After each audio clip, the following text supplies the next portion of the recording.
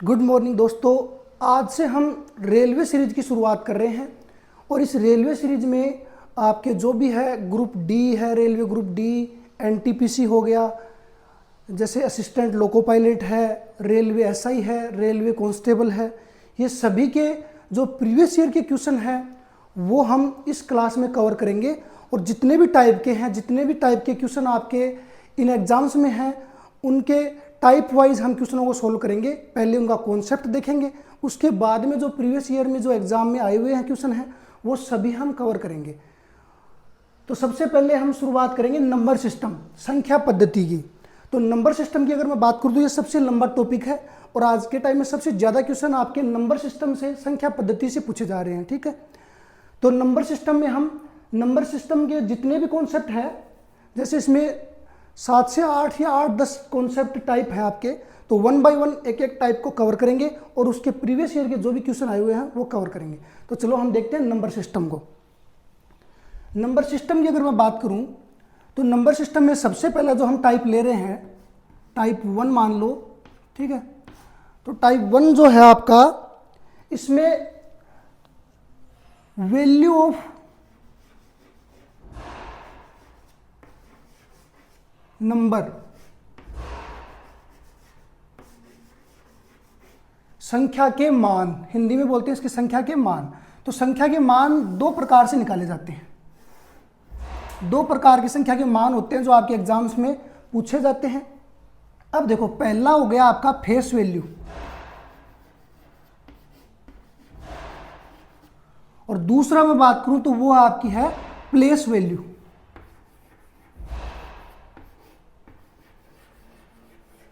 ठीक है, हिंदी की बात करें तो फेस वैल्यू मतलब अंकीय मान या जातीय मान। एग्जाम में आपको हिंदी में पूछा जाएगा अंकीय मान या जातीय मान। ठीक है,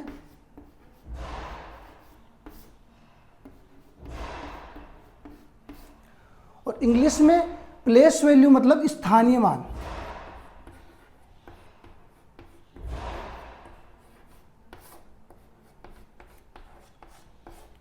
ठीक है, हिंदी में आएगा आपका अंकीय मान, इंग्लिश और इसका आएगा स्थानीय मान, और इंग्लिश की बात करें तो फेस वैल्यू, प्लेस वैल्यू। ठीक है, अब देखो क्या होती है फेस वैल्यू, क्या होती है प्लेस वैल्यू, वो देख लेते हैं। ठीक है,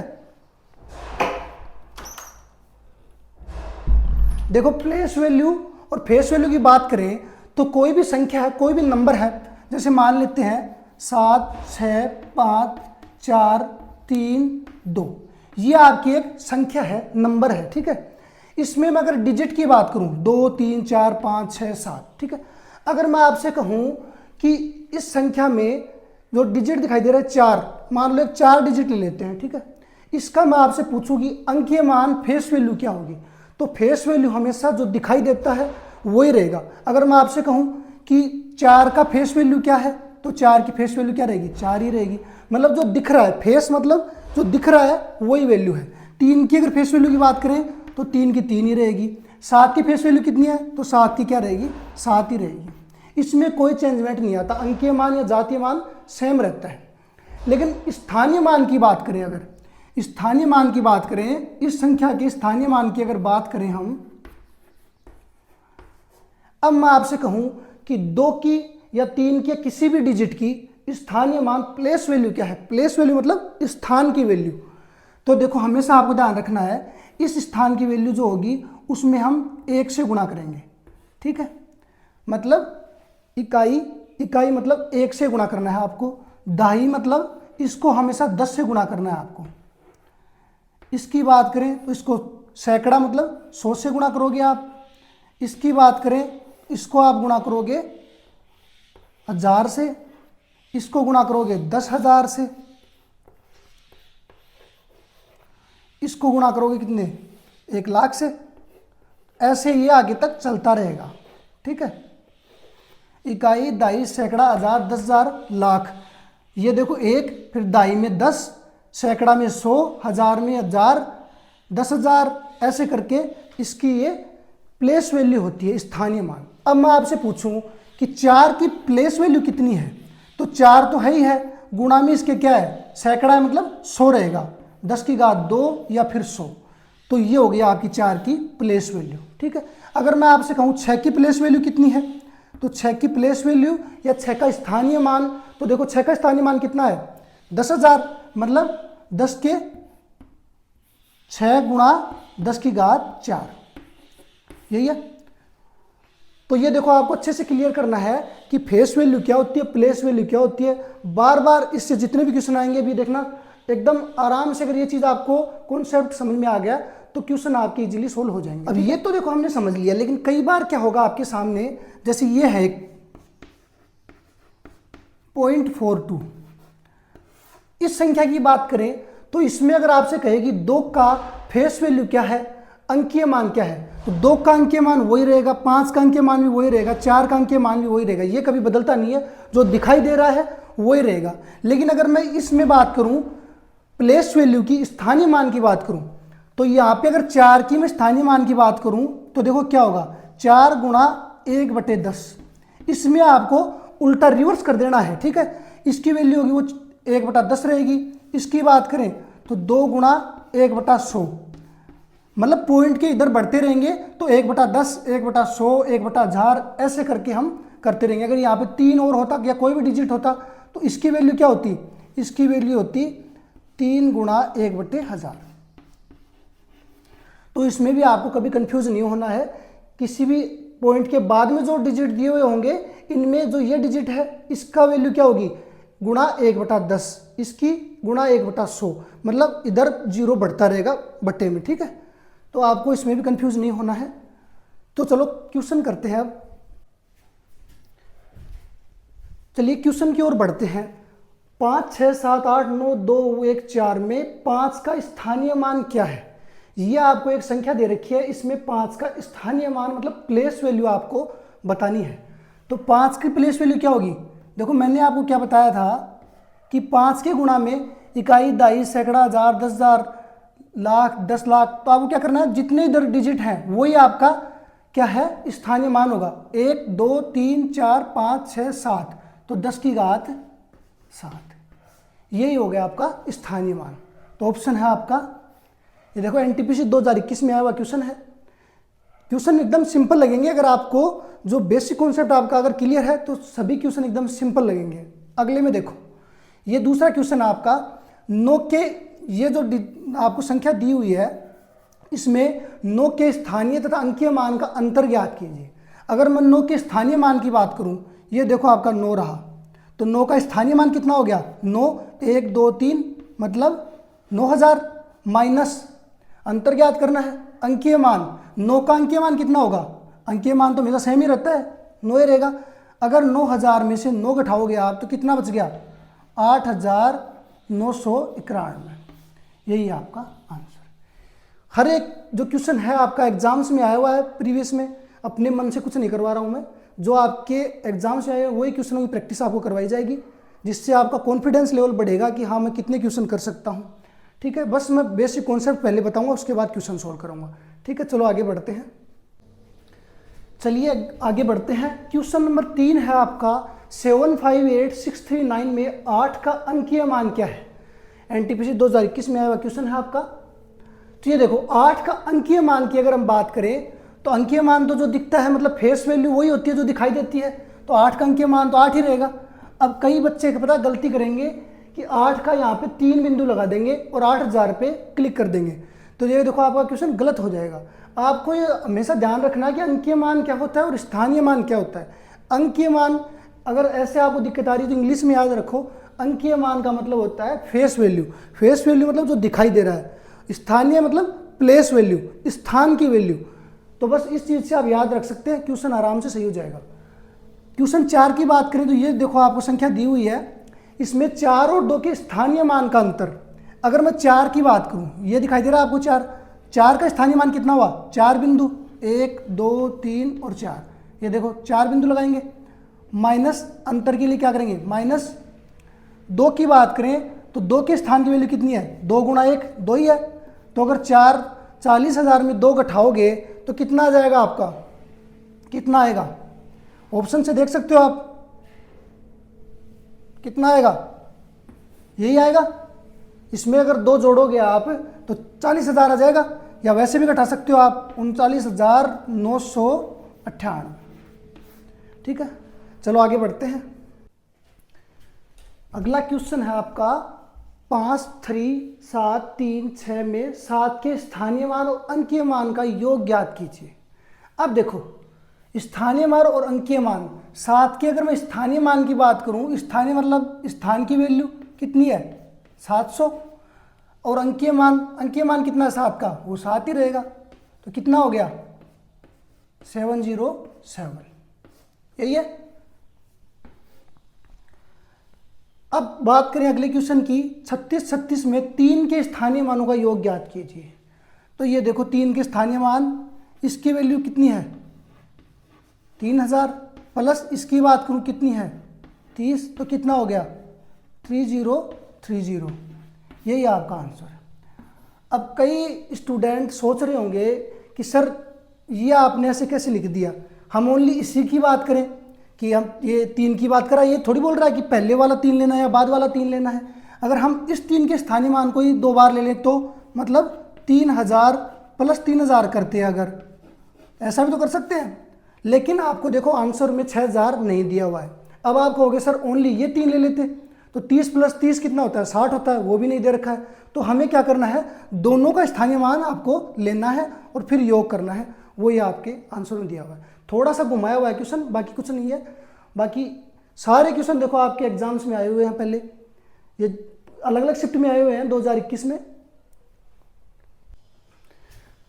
चलो देखते हैं आगे क्वेश्चन 61827354 में 6 और 5 के अंकीय मान का योग ज्ञात कीजिए। अंकीय मान देखो मैंने आपको बताया है, इसमें देखने की भी जरूरत नहीं है। अंकीय मान का मतलब जो पूछ रहा है उसी को योग कर रहा है। 6 का अंकीय मान 6 ही रहेगा, 5 का अंकीय मान 5 ही रहेगा, तो 6 और 5 11। बिल्कुल भी कंफ्यूज नहीं होना है आपको। इसकी बात करें अगर हम, इस क्वेश्चन में 4 का अंकीय मान क्या है, तो 4 का अंकीय मान क्या है। अब कई लोग क्या करेंगे, 4 गुणा यहाँ पे 1 0 है, 10 लगा के 40 पे क्लिक कर देंगे, लेकिन सही है 40 तो यहाँ आंसर ही नहीं है। या फिर कई लोग क्या करेंगे, 4 के इधर 1 2 3 4 बिंदु लगा देंगे, 40,000 पे क्लिक कर देंगे, लेकिन ऐसा बिल्कुल नहीं करना है आपको। अंकीय मान मतलब जो दिखाई दे रहा है फेस वैल्यू वही होगा। 4 का अंकीय मान क्या होगा 4 ही होगा, चाहे पॉइंट लगा हो चाहे ना लगा हो, अंकीय मान हमेशा सेम ही रहेगा। ठीक है, स्थानीय मान की अगर बात करता है यहाँ पे, तब वो आपका बदल जाता। ठीक है, अब हम बात करेंगे टाइप 2 की। अब आपका रहेगा टाइप 2, इसका जो बेसिक कॉन्सेप्ट है वो समझ लेते हैं। देखो डिविजिबिलिटी पे रहेगा ये विभाज्यता का नियम। कोई भी संख्या होती है वो किसी संख्या से पूरी पूरी कब भाग जाएगी, इसका हमें कैसा पता लगे। मान लो कोई डिजिट है, ये दे रखा है 3 5 7 9 और 6। ठीक है, अब इस संख्या में अगर मैं बात करूं 2 का भाग जाएगा, इसके लिए हमें क्या चेक करना पड़ेगा। 4 का भाग पूरा पूरा जाएगा या नहीं जाएगा, क्या चेक करना पड़ेगा। 8 का 3 की बात करूं, 9 की बात करूं, किसी भी संख्या की बात करूं इसमें पूरा पूरा भाग जाएगा, तो हमें क्या देखना पड़ेगा। इसके लिए देखो मैं आपको तरीका बता देता हूं, जो आपका बेसिक कॉन्सेप्ट है वो समझ लो। अगर बात करूं मैं पहले, सबसे पहले हम 2 की बात करते हैं। 2 की घात 1 मान लेते हैं, 2 की घात 2, 2 की घात 3, ऐसे करके डैश डैश 2 की घात n। 2 की घात 1 का मतलब क्या होता है 2, 2 की घात 2 का मतलब क्या होता है 4, 2 की घात 3 का मतलब क्या होता है 8। ऐसे करके आपको ये चीज़ें आगे तक देख सकते हो। अगर 2 है आपका, इसके लिए आपको कुछ नहीं करना, कोई भी डिजिट दिया हुआ है, जैसे ये संख्या है तो आपको सिर्फ लास्ट का डिजिट देखना है 2 के लिए। ठीक है, अगर देखो लास्ट के डिजिट में 2 का भाग जा रहा है, मतलब इस संख्या में 2 का भाग जाएगा, तो आप क्या करोगे 2 के लिए आपको क्या करना है, लास्ट का डिजिट देखना है। ठीक है, मैं अगर 4 की बात करूं, 2 की घात 2 है, मतलब 4 में आपको लास्ट के 2 डिजिट देखने हैं। ठीक है, अगर लास्ट के 2 डिजिट में 4 का भाग पूरा पूरा जा रहा है, मतलब इस संख्या में 4 का भाग जाएगा, तो आपको क्या करना है, लास्ट के 2 डिजिट देखने हैं 4 में। ऐसे अगर मैं 8 की बात करूं तो 8 में आपको 3 डिजिट देखने पड़ेंगे लास्ट के, क्योंकि 2 की घात कितनी है 3। ठीक है, तो लास्ट के 3 डिजिट में अगर 8 का भाग जा रहा है तो उस संख्या में भी 8 का पूरा पूरा भाग जाएगा। ऐसे ही हम आगे तक चलें, n की बात करें तो आपको लास्ट के n डिजिट देखने पड़ेंगे। ठीक है, तो ये चीज़ क्लियर हो गई आपकी। अब यहाँ से एक चीज़ और है, अगर मैं देखो आप 8 की बात करूं, 8 में थोड़ा सा कॉन्सेप्ट और है, आपको थोड़ा और इजी कर देता हूं 8 के लिए। 8 में अगर आपको लास्ट की जो 3 डिजिट आप देख रहे हो, अगर यहाँ पे अगर सम होता, ठीक है, अगर यहाँ पे इवन होता, सम होता, तो आपको ये भी नहीं देखना, सिर्फ लास्ट के 2 डिजिट देखने पड़ते। अगर उनमें भाग जा रहा है तो मतलब 8 का पूरा पूरा भाग जाएगा। लेकिन अगर यहाँ पे अगर विषम है, यहाँ पे क्या है, विषम है, तो विषम के लिए आपको जो लास्ट के 2 डिजिट दे रखे हैं उनमें 4 जोड़ के फिर देखना है कि 8 का भाग जा रहा है नहीं जा रहा। तो आपको ये 3 संख्या पीछे वाली देखने की जरूरत नहीं है, सिर्फ लास्ट के 2 डिजिट देखना, ये वाले, ठीक है। सम आ रहा है तो बस सीधा 2 में भाग देके देख लो लास्ट में 8 का। और अगर यहाँ पे विषम है तो लास्ट के 2 डिजिट हैं, उनमें आपको 4 जोड़ के फिर चेक करना है कि इसमें भाग जाएगा या नहीं जाएगा, ठीक है। ये हो गया आपके 2, 4, 8 के लिए, समझ में आ गया। अब हम बात करते हैं 5 की। अगर बात करें 5 की घात 1, 5 की घात 2, 5 की घात 3, ऐसे डैश डैश डैश 5 की घात n तक की बात कर सकते हैं। 1 का मतलब 5, 2 का मतलब 25, 3 की घात का मतलब 125। तो आपको क्या करना है, सेम इसी की तरह लास्ट का डिजिट देखना है। इसमें 1 डिजिट देखेंगे, मतलब लास्ट का 1 डिजिट का मतलब क्या हुआ, 5 का भाग, पहले तो दिमाग लगाओ जाएगा किसमें, या तो लास्ट में 5 होगा तब जाएगा, या 0 होगा। 2 ही संख्या होगी तो 5 का भाग जाएगा। तो आपको सिर्फ लास्ट की संख्या देखनी है। 25 की बात करें तो 25 में आपको 2 डिजिट देखने पड़ेंगे लास्ट के। अगर उनमें 25 का भाग जा रहा है तो 25 का भाग पूरी संख्या में जाएगा। 125 की बात करें तो आपको 3 डिजिट देखने पड़ेंगे। 3 डिजिट में अगर 125 का भाग जा रहा है तो उस संख्या में पूरा पूरा भाग जाएगा। 5 की बात हो गई, 2 की बात हो गई, 4 की हो गई, 8 की हो गई। अब हम 3 की बात करते हैं। 3 के लिए देखो आपको क्या करना है, 3 के लिए जो भी संख्या दी हुई है उसमें अंकों का योग करना है आपको। अंकों का योग, डिजिट को जोड़ना है, ठीक है। अगर जोड़ने के बाद जो संख्या बन रही है उसमें अगर 3 का भाग जा रहा है तो मतलब संख्या में पूरा पूरा भाग जाएगा। जैसे मैं बात करूं इसकी, 9 और 6 15, 15 और 7 कितना हो गया 22, 22 और 5 27 और 3 30। इसका टोटल योग कितना हो रहा है 30 हो रहा है। 30 में 3 का भाग जा रहा है तो मतलब इस संख्या में 3 का भाग जाएगा, ठीक है। आपको क्या करना है, इनको जोड़ना है 3 के लिए। अब जोड़ने के लिए आपको हर बार, जैसे मान लो कोई लंबी संख्या दी हुई है तो जोड़ने का भी देखो तरीका बता देता हूँ। आपको कुछ नहीं करना, 3 जहाँ देखिए उसको काटते जाओ। 3 में जा रहा है काट दो, 6 में 3 का भाग जा रहा है इसको भी काट दो, 9 में 3 का भाग जा रहा है जा रहा काट दो इसको, 7 और 5 12, 12 में 3 का भाग जा रहा है तो काट दो, मतलब इसमें 3 का भाग जाएगा। अगर मैं आपसे कहूँ दूसरी संख्या ले लेते हैं, यहीं पे ले लो आप, 3 4 6 5 9 7 2 1 3 6 0। अब मैं कहूँ इसमें 3 के लिए चेक करना हो तो आप देखो कैसे चेक करोगे। 6 में 3 का भाग जा रहा काट दो, 3 में जा रहा काट दो, 2 और 1 3 में जा रहा काट दो, 7 को छोड़ दो भी, 3 में काट दो, 7 और 5 12 में जा रहा काट दो, 6 में जा रहा काट दो, 3 में जा रहा काट दो। अब बचा क्या 4, 4 में 3 का भाग जा रहा है नहीं जा रहा, तो मतलब इसमें 3 का भाग नहीं जाएगा, ठीक है। इसी प्रकार से आपको देखना है। योग करने का तरीका बता दिया। सेम चीज बात करें 9 की। 9 में अगर अंकों का योग, सेम आपको अंकों का योग करना है, ठीक है। अंकों का योग जो है अगर उसमें 9 का भाग जा रहा है तो 9 का उस संख्या में पूरा पूरा भाग जाएगा। जैसे मैं कोई संख्या ले लेता हूं, 9 की अगर बात करें तो संख्या ले लेता हूं मैं 9 3 6 3 3 7 और 2, ठीक है। ये संख्या ले ली मैंने। अब आपको बताया है कि अंकों का योग करना है, तो 9 और 3 12 और 6 18, 18 और 3 21, 21 और 3 कितना हो गया 21 और 3 24, 24 और 2 कितना हो गया 26, 26 और 7 कितना हुआ 32। तो 32 में देखो भाग जा रहा है क्या, नहीं जा रहा। या फिर जोड़ने का तरीका से बढ़िया मैंने वो बताया, वही लगाना है आपको। 7 और 2 9, 3 3 6 3 9 और 9 बचे कितने 6, 6 में 9 का भाग जा रहा है तो इसमें 9 का भाग नहीं जाएगा। लेकिन अगर यहाँ पे 3 और होता तो 6 और 3 कितने हो गए 9, तो इसमें पूरा पूरा 9 का भाग जाता। तो आपको क्या करना है, अंकों का जो योग है वो देखना है, उसमें अगर 9 का भाग जा रहा है तो 9 का भी जाएगा।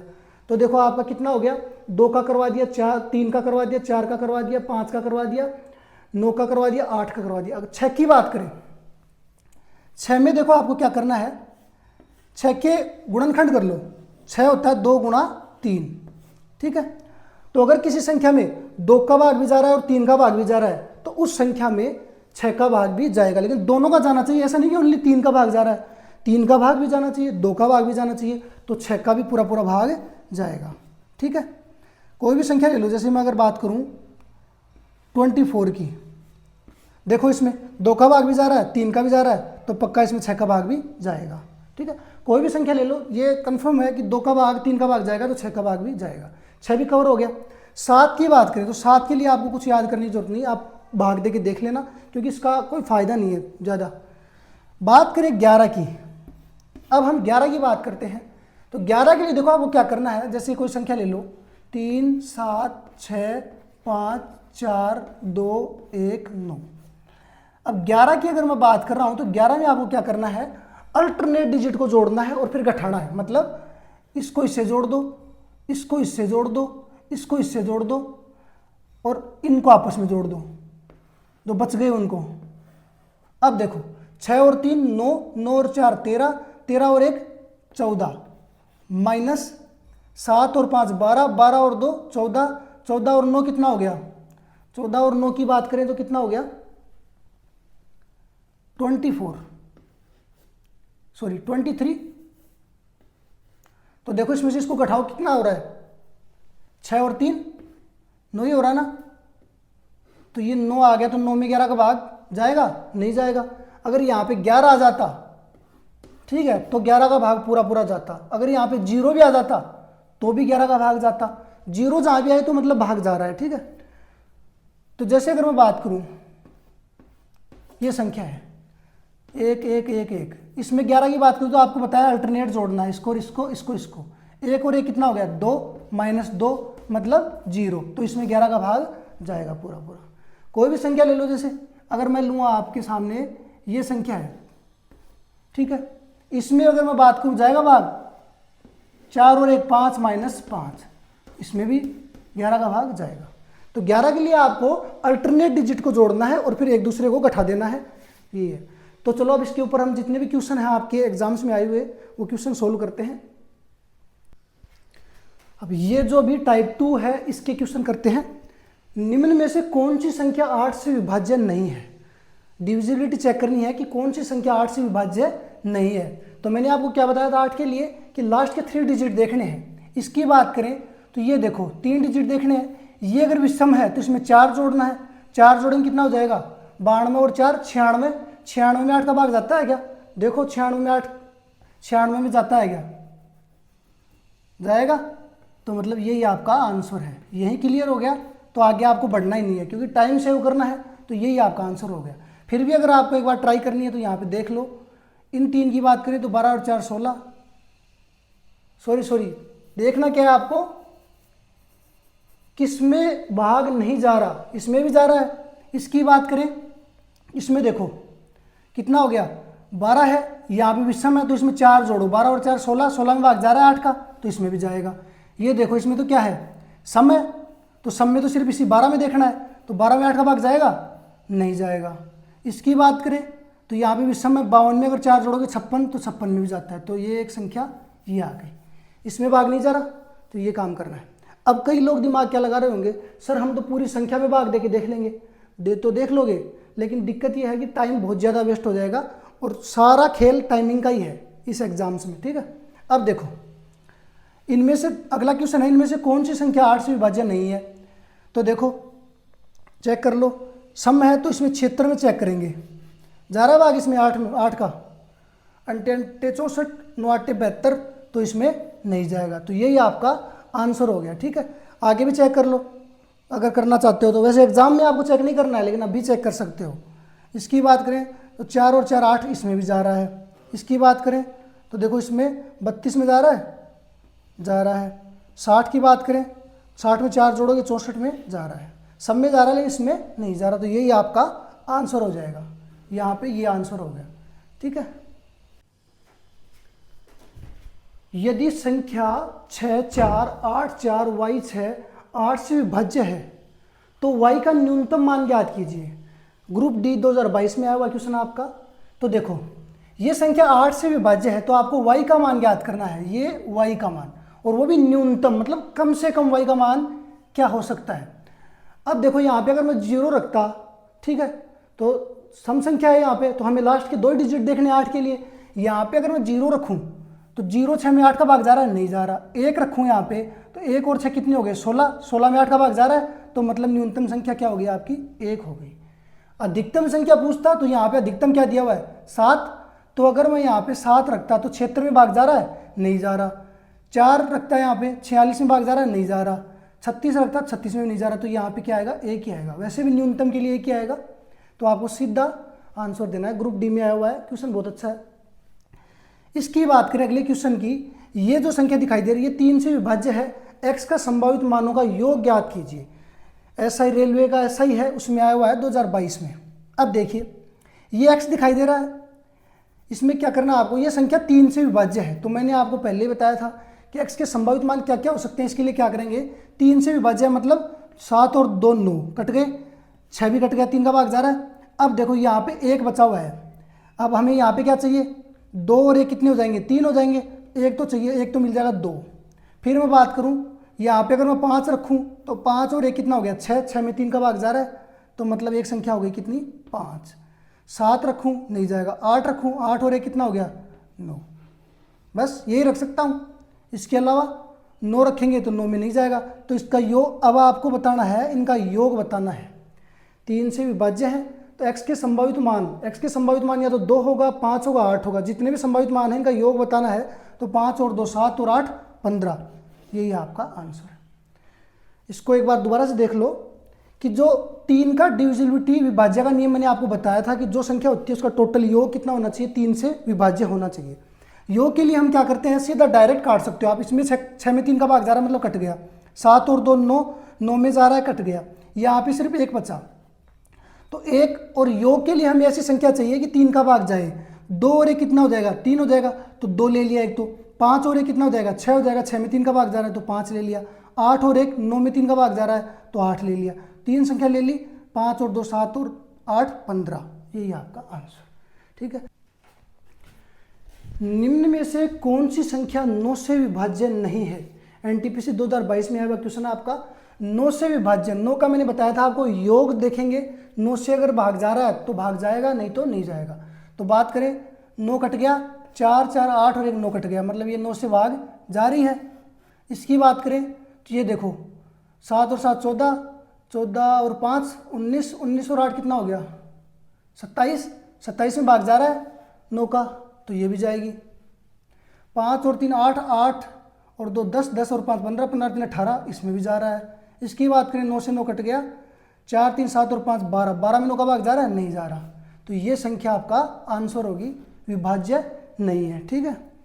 निम्न में से कौन सी संख्या 9 द्वारा विभाज्य है।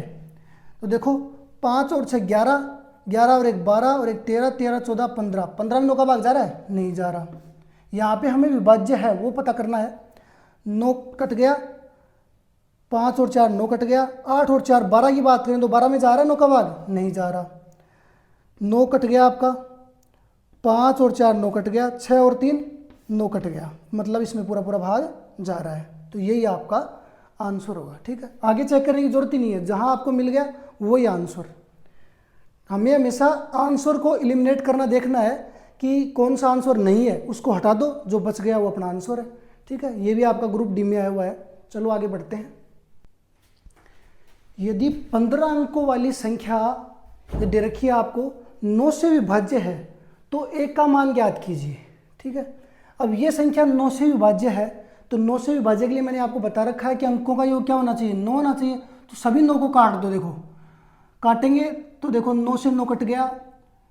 अब हम मैं बात करूं, 6 और 3 9, 5 और 4 9, 5 और 4 9, और कितने बचे, 2 और 1 3, 3 और 3 6, इसको छोड़ दो, 4 और 3 7, 7 और 3 10,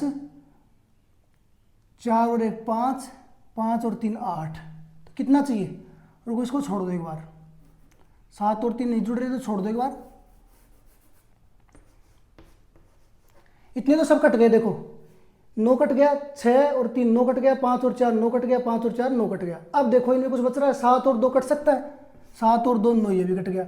8 और 1 कट सकता है, 8 और 1 9। अब क्या बचा आपके पास, ये बचा 7 3 और 4, इनका योग कितना हो रहा है, 7 और 3 10, 10 और 4 14, अब 14 में हम क्या जोड़ें कि 9 का भाग चला जाए, ठीक है। 14 में क्या जोड़ेंगे, 4 जोड़ेंगे। देखो 1 अगर मैं जोड़ूं तो 15 में 9 का भाग जाएगा, नहीं जाएगा। 4 अगर जोड़ूं, 14 और 4 कितना हो गया, 18 हो गया, तो इसमें भाग जाएगा, चला जाएगा। 5 अगर जोड़ूं 19 में नहीं जा रहा और 17 में भी नहीं जा रहा, तो आपका आंसर क्या है, 14 और 4 18।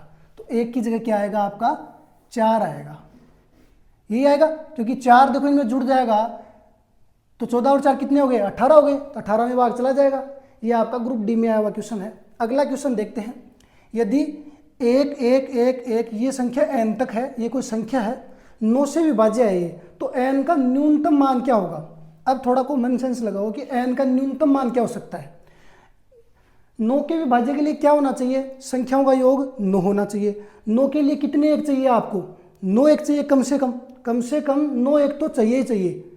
तो यहाँ पे कम से कम कितनी एक चाहिए, 9, मतलब n का मान कितना होना चाहिए, 9 एक तो कम से कम होने ही चाहिए, तभी 9 का भाग जाएगा, नहीं तो 9 का भाग नहीं जाएगा। यदि पी क्यू एक 2 अंकों वाली संख्या है, तो P Q minus Q P निम्नलिखित में से किससे पूर्णतः विभाज्य होगी। इस क्वेश्चन में देखो एक अलग प्रकार का कॉन्सेप्ट है, वो देख लो एक बार। कहने का मतलब क्वेश्चन का क्या है कि पी क्यू एक संख्या है, कोई भी संख्या है, ठीक है, उसका अगर स्थान बदल दिया जाए और फिर घटा दिया जाए तो वो संख्या किससे विभाज्य होगी। जब भी ऐसा क्वेश्चन हो आपके सामने तो देखो पहले मैं बता देता हूं। जैसे मैं अगर आपको बोलूँ ये 32 कोई संख्या है, ठीक है, अगर इसमें मैं 32 में इसका स्थान चेंज करूँ फिर घटाऊँ, ये पी क्यू हो गया आपका, तो 32 माइनस स्थान बदल दो 2 3, घटाओगे तो कितना आ रहा है, 7 और 2 9 आ रहा है। जब भी ऐसी कंडीशन हो ना आपके सामने, पी क्यू कोई संख्या दी हुई है और फिर स्थान बदल के माइनस किया जा रहा है, तो हमेशा वो 9 से विभाज्य होगी, उसमें हमेशा 9 से विभाज्य होगी। वो चाहे देख लो आप कोई भी संख्या ले लो, कोई बड़ी संख्या लेना चाहते हो, जैसे मैं अगर 87 ले लूँ, इसको बदल दो, कितना हो गया 78, घटाओगे कितना हो गया 9 आ रहा है। 82 ले लो, अगर आप इसको अगर उल्टा करोगे 28, कितना आ रहा है माइनस, देखो इसमें से 54 आ रहा है, तो 9 का भाग जाता है 54 में, 9 6 54। मतलब हमेशा आप संख्याओं को बदल के माइनस करोगे तो हमेशा उसमें 9 का भाग जाएगा ही जाएगा। तो यही पूछ रहा है आपसे, निम्नलिखित में से किससे पूर्णतः विभाज्य होगी, 9 से पूर्णतः विभाज्य होगी वो संख्या। ये चीज़ हमेशा ध्यान रखना। अगर एक चीज़ और बनती है यहाँ से, अगर यहाँ पे प्लस दिया हुआ होता, जब भी आपको संख्याएं दी हुई हो और फिर उनको स्थान बदल दिया जाए और उनको जोड़ा जाए, तब वो किससे विभाज्य होगी। तो देख लो यहाँ पे ये 8 और 2 थे, माइनस की जगह अगर मैं प्लस लेता फिर स्थान बदल देता, अब इनको जोड़ो कितना हो गया, 8 और 2 10 0, 8 और 2 10 1 11, 110। इसमें 11 का भाग जा रहा है, हमेशा योग में 11 का भाग जाएगा। इसकी बात करूँ अगर मैं यहाँ प्लस ले लेता, 8 और 7 कितना हो गया 15 के 5, 8 7 15 और 1 16, 16 में अगर 11 का भाग दोगे, देखो 11 कम 11, 11 पंजे 55, जा रहा है 11 का भाग, तो हमेशा 11 का भाग जाएगा। अगर प्लस होगा तो 11 का भाग जाएगा, माइनस होगा तो 9 का भाग जाएगा, ठीक है, स्थान बदलने पर। इसकी बात करें अगर हम यहाँ पे अगर मैं प्लस कर देता, कितना हो गया 3 और 2 5, 3 और 2 5 55 आ गया, 55 में 11 का भाग जा रहा है नहीं जा रहा, जा रहा है। तो हमेशा स्थान बदल रहा है और यहाँ पे माइनस है तो 9 से विभाज्य होगी, और अगर क्वेश्चन आ जाए यहाँ पे प्लस का तो वो संख्या 11 से विभाज्य होगी। ये एनटीपीसी 2021 में आया हुआ है, क्या पता अगली बार प्लस वाला क्वेश्चन आ जाए इस एग्जाम में, तो ये ध्यान रखना है आपको, ठीक है। इसकी बात करें 11 से विभाज्य है तो अंक x का मान ज्ञात कीजिए। इस x का मान ज्ञात करना है और यह संख्या 11 से विभाज्य है। 11 से विभाज्य के लिए मैंने आपको बताया था कि अल्टरनेट डिजिट को हम जोड़ते हैं, यही करते हैं। 9 और 2 11, 11 और 8 कितना हो गया 19, 19 और 6 कितना हो गया 25 हो गया। फिर माइनस करते हैं, जो बच गया उनको जोड़ते हैं, कितना बच गया 4 और 3 7 प्लस x, यही करते हैं। अब देखो 25 में से 7 घटाएंगे कितना बचेगा, 25 में 7 घटाओगे 19 माइनस x। अब x का मान मैं ऐसी कौन सी संख्या उठाऊं लूं ताकि 11 का भाग चला जाए। x का जगह अगर मैं 5 रखूं, 19 में से 5 घटाओगे 14 में भाग जा रहा है नहीं जा रहा, 2 घटाओगे 17 में जा रहा है नहीं जा रहा, 8 19 में से घटाओगे तो 11 आएगा, 11 का भाग जा रहा है, 19 में से 8 घटाते जा रहा है ना, तो आपकी आंसर क्या होगा 8 होगा, ठीक है। इसी प्रकार से आपको ये क्वेश्चन सोल्व करना है। चलो आगे बढ़ते हैं। यहाँ पे थोड़ी गड़बड़ हो गई है। ये 7 है, 25 में से 7 घटाओगे तो कितना आएगा? 18 आएगा। तो आपका देखो आंसर भी चेंज हो जाएगा। 18 में से 8 घटाएंगे कितना आएगा? 10 आएगा। लेकिन 10 में थोड़ी जाएगा भाग। 18 में से अगर 7 घटाएंगे तो कितना बचेगा? 11। 11 में 11 का भाग जा रहा है, तो आंसर आएगा आपका 7। थोड़ी गलती हो गई थी। यदि संख्या x 4461 11 से विभाज्य है तो x का मान क्या है? ग्रुप डी 2018 में आया हुआ क्वेश्चन आपका। 11 से विभाज्य के लिए हम क्या करते हैं? अल्टरनेट डिजिट को जोड़ते हैं। तो x प्लस 4 और 1 5, तो क्या आ गया? x प्लस 5 माइनस 4 प्लस 6 कितना हो गया? 10 हो गया। तो ये क्या हो गया? x माइनस 5 हो गया। अब देखो x का मान क्या रखा जाए कि वो 11 से विभाज्य हो जाए। तो x का मान अगर मैं 2 रखूंगा तो 2 माइनस 5 कितना आएगा? -3। 11 का भाग नहीं जाएगा। 4 रखूंगा, 4 माइनस 5 -1 नहीं जाएगा। 3 रखूंगा, 3 माइनस 5 2 होगा, उसमें भी नहीं जाएगा। 5 रखूंगा, 5 माइनस 5 कितना आएगा? 0। तो 0 में 11 का भाग चला जाएगा। ठीक है, अगले क्वेश्चन पे चलते हैं। यदि 7 अंकों की संख्या ये दी हुई है, 11 से विभाज्य है, तो x और y के योग का कोई एक मान क्या होगा? क्या करते हैं हम? अल्टरनेट डिजिट को जोड़ते हैं। 5 और 4 9, 9 और 5 14, और 14 और 3 कितना हो गया? 17 हो गया। Minus 0 plus X plus Y, मतलब x प्लस वाई। क्वेश्चन आपका देखो ये कह रहा है कि x और y के योग का कोई एक मान इनमें से क्या होगा? इनके योग का एक मान क्या होगा? तो 17 में से अगर मैं 11 घटाऊं तो कितना बच गया? 6 बच गया। लेकिन 6 में 11 का भाग नहीं जा रहा, तो ये तो नहीं होगा। 5 लें तो 17 में से अगर 5 घटाएं तो 12 बचेंगे, 12 में भी नहीं जाएगा। अगर मैं 17 में से 17 घटाऊंगा तो कितना आएगा? 0 आएगा, और 0 में 11 का भाग चला जाएगा। यही आपका आंसर है। ठीक है, तो ये देखो हमने लगभग 20 क्वेश्चन नंबर सिस्टम के सोल्व किए हैं। लगभग 2 टाइप देखे हैं। इस टाइप के और भी क्वेश्चन हैं, अभी अगली क्लास में करवाएंगे आपको। और लगभग 100 क्वेश्चन मैंने सेलेक्ट किए हैं जो प्रीवियस एग्जाम में पूछे गए हैं। इससे क्या फ़ायदा होगा? जो ग्रुप डी की एग्ज़ाम अभी 1-1.5 महीने बाद, अगले महीने में ग्रुप डी की जो एग्ज़ाम है उसमें आपकी प्रैक्टिस हो जाएगी। इस महीने में लास्ट टाइम में प्रैक्टिस ही करनी होती है, प्रैक्टिस अच्छी हो जाएगी आपकी। ठीक है, और ज़्यादा से ज़्यादा लोगों को ये वीडियो शेयर करो ताकि सबको इसका फ़ायदा मिले। ठीक है, अगर वीडियो पसंद आ रहे हैं तो लाइक ज़रूर करो। मिलते हैं अगली क्लास में। ठीक है, जय हिंद, जय भारत।